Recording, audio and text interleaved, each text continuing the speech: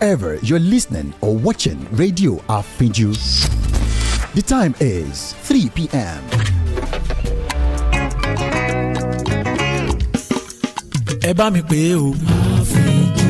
Kí lorúkọ rẹ̀? Àfíjù. Rédíò. Àfíjù. Gbogbo èèyàn ló ń gbọ́ àfíjù. Gbogbo èèyàn ló ń gbọ́ àfíjù. Lórí WhatsApp. Àfíjù. Instagram. Àfíjù. Facebook. Àfíjù. Lórí X. Àfíjù. Lórí YouTube. Àfíjù. Lórí TikTok. Àfíjù. Kí lorúkọ rẹ̀? Àfíjù. Ẹ bá mi pè o. Àfíjù. Rédíò. Àfíjù. Gbogbo èèyàn ló ń gbọ́ àfíjù. Gbogbo èèyàn ló ń gbọ́ àfíjù. Gbogbo èèyàn ló ń gbọ́ àfíjù. Gbogbo èèyàn ló ń gbọ́ àfíjù. Rédíò àfíjù. Rédíò àfíjù. Rédíò àfíjù. Stay informed with news on Radio Afiju.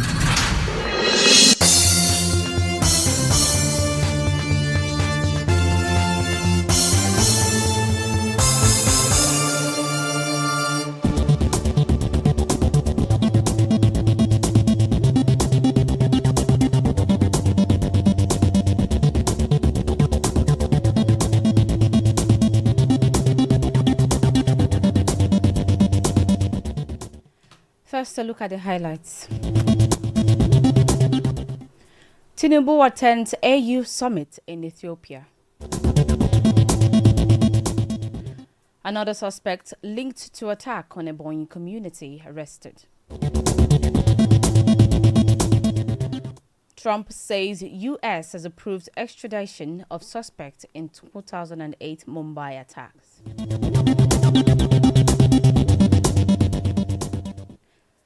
Good afternoon and welcome to the World News on Radio Afiju. My name is Pearl Durotoye. The news in detail.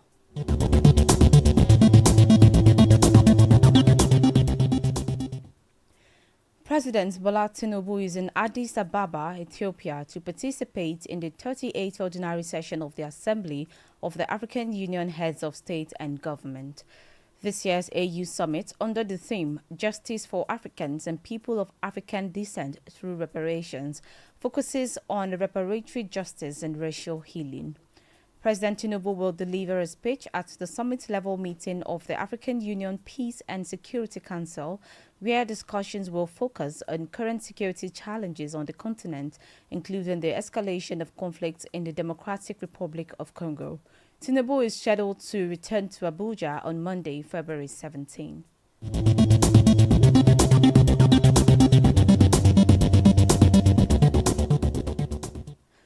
In the meantime, elder statesman and chieftain of Afenifere, Ayodele Adebanjo, has died at the age of 96.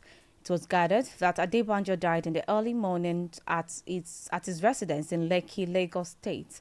The family confirmed the death in a statement made available to newsmen. The foremost nationalist, former organizing secretary of Action Group and the national leader of Afenifere, is survived by his 94-year-old wife, Christy Ayo Adebanjo, children, grandchildren and great-grandchildren.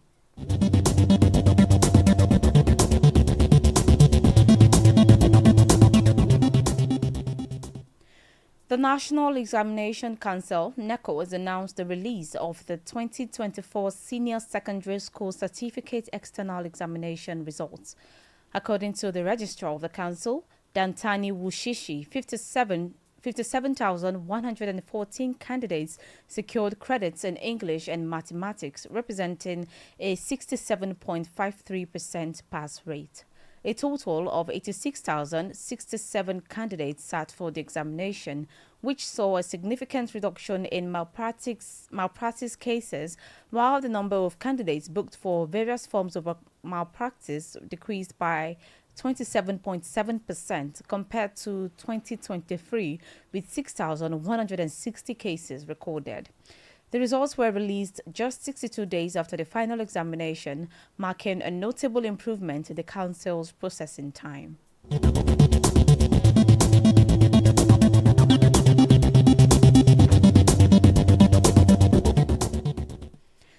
Operatives of Ebonyi State Police Command, in collaboration with troops of Nigerian Army, have continued an onslaught against hoodlums linked to attack on Amego Nkalaha community in Ishielu local government area of the state.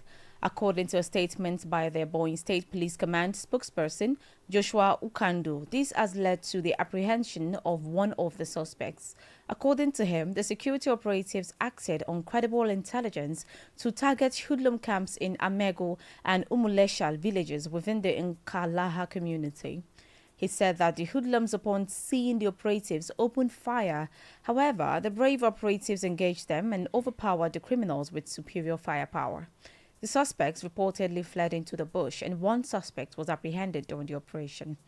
Ukando noted that the operatives destroyed the hoodlum shrines and camps in both villages, recovering 2 Dane guns, a mobile phone and motorcycle in the process.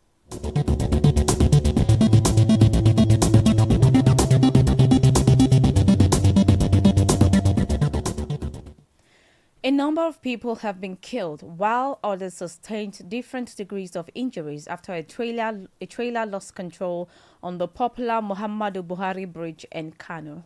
The trailer was said to be heading for the southern part of the country while the incident happened. According to a source at Hotoro NNPC, under the bridge from Marari to Nguwa Uku, a truck trailer overturned carrying both people and goods. The source stated that more than 20 people were involved. Some lost their lives while others sustained serious injuries. He stated that the trailer lost control while coming from Maiduguri Road, trying to navigate the interchange through the underpass tunnel, which gives access to Ring Road and connects to Zaria Highway. He added that the trailer slipped inside the underpass, stressing that some people were rescued while many lost their lives on the spot.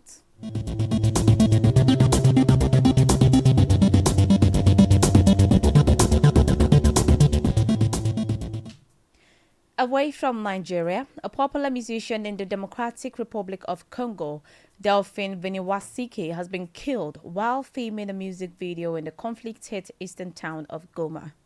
The body of Delphine, better known as Delcat Ndengo, was found in a street while with his head partially covered with blood.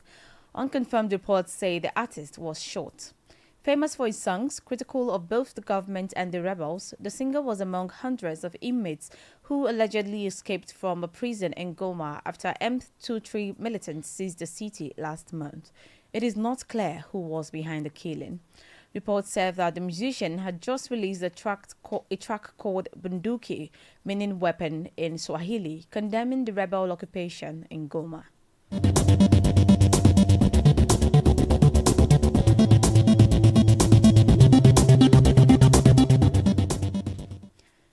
In Asia, a bomb targeting a vehicle carrying coal miners in southwestern Pakistan has killed at least 11 people and wounded 6 others. Local officials said the truck had brought the workers to a mine in the Hanai area of Balochistan province, where Pakistan is battling a separatist insurgency. A military official said an improvised explosive device was planted at the roadside, which exploded when truck carting coal miners reached the site, adding that it may have been a remote-operated device. No group has claimed responsibility for the attack, but the region's deputy commissioner, Hazrat Wali Aga, said 17 miners were in the truck when the bomb went off. A doctor at the local hospital said 2 of the wounded are in critical conditions.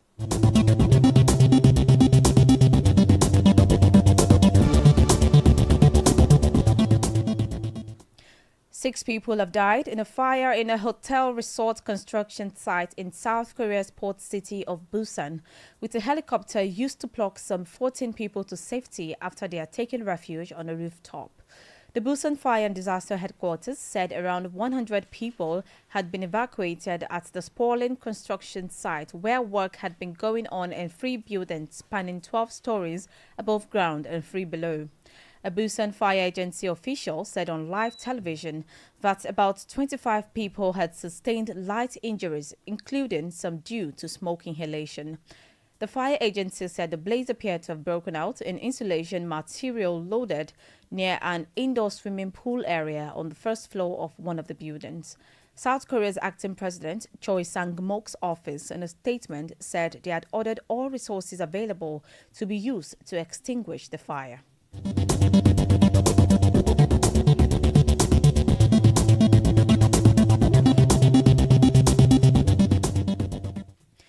In Europe, the Vatican has announced that Pope Francis has been admitted into a hospital in Rome today for tests and treatments for bronchitis.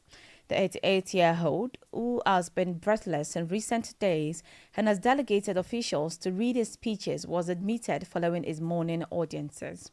The Pope, who had part of one of his lungs removed as a young man, has been experiencing breathing difficulties for over a week and has repeatedly asked aides to read his speeches aloud on his behalf.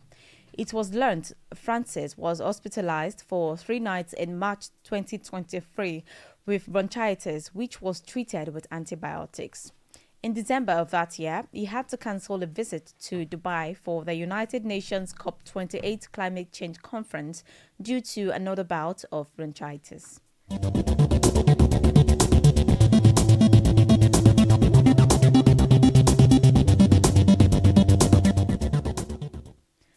Ukraine has finished work on a draft minerals agreement and handed it back to the United States for review. 2 sources in the Ukrainian delegation at the Munich Security Conference told reporters.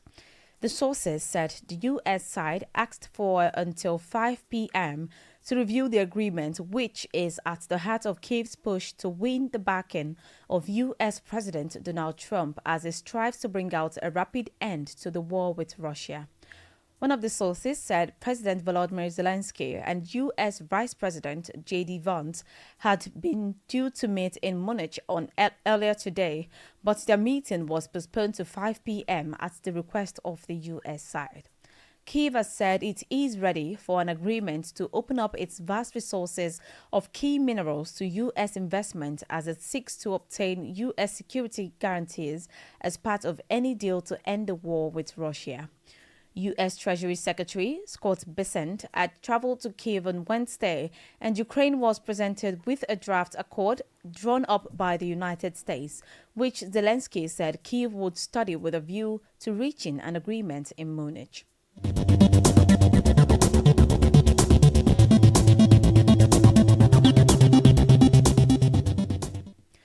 In the Americas, the United States has approved the extradition of a suspect in the 2008 militant attacks in India's financial capital, Mumbai, in which over 160 people were killed. President Donald Trump disclosed this in a press conference with Indian Prime Minister Narendra Modi.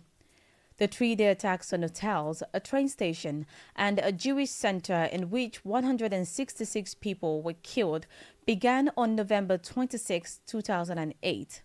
India says Pakistan-based Islamist group Lashkar-e-Taiba orchestrated the attacks, but Pakistan's government denies being involved. The United States and India will be working together like never before to confront the threat of radical Islamic terrorism, a threat all over the world, actually. Today, I'm pleased to announce that my administration has approved the extradition of one of the plotters and one of the very evil people of the world, and having to do with the horrific 2008 Mumbai terrorist attack, to face justice in India. So he's going to be going back to India to face justice. Trump did not name the individual in the press conference, but a joint statement from the 2 sides later identified the man as Pakistani origin, Chicago businessman and Canadian citizen Tahawur Rana.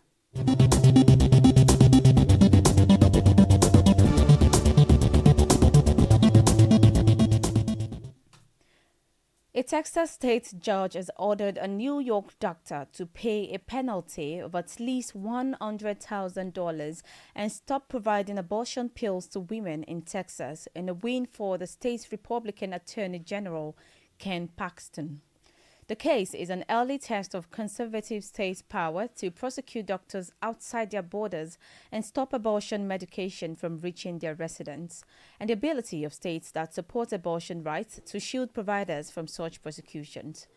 Judge Brian Gunt in Collin County, Texas, entered a default judgment against Margaret Carpenter of Newport, New York, after she failed to respond to the state's civil lawsuit, alleging she illegally prescribed mifepristone and misoprostol, the two drugs used in medication abortion, to a Texas woman via telemedicine. Information has it that Carpenter, a founder of the Abortion Coalition for Telemedicine, did not enter an appearance in the case, and the Abortion Coalition for Telemedicine did not immediately respond to a request for comment. It has previously said that Paxson's lawsuits puts women in harm's way by threatening access to safe and effective reproductive health care.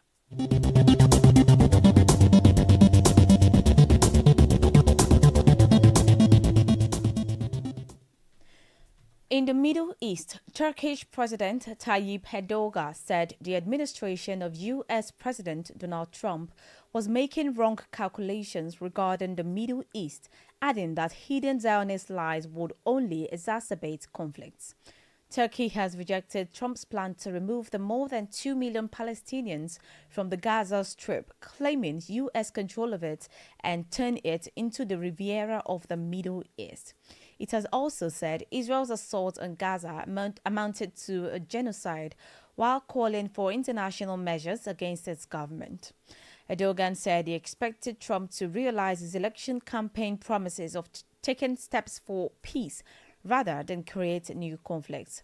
He said he saw no real signs of a ceasefire in Gaza, despite a truce agreement between Israel and Palestinian militant group Hamas, and added the Muslim world had still not been able to take a collective step on the issue.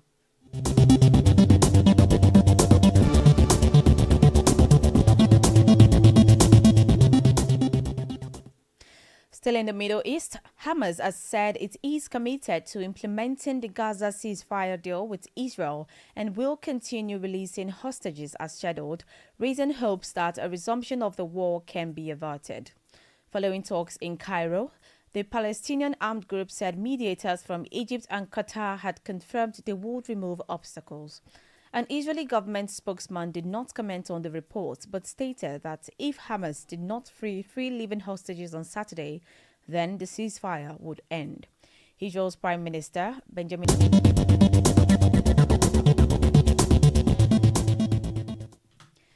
Now talking sports. Onslaught believes quality Wolves man has the ability to play for Liverpool. Speaking on his pre-Wolves this Sunday, Liverpool welcomes Wolverhampton Wanderers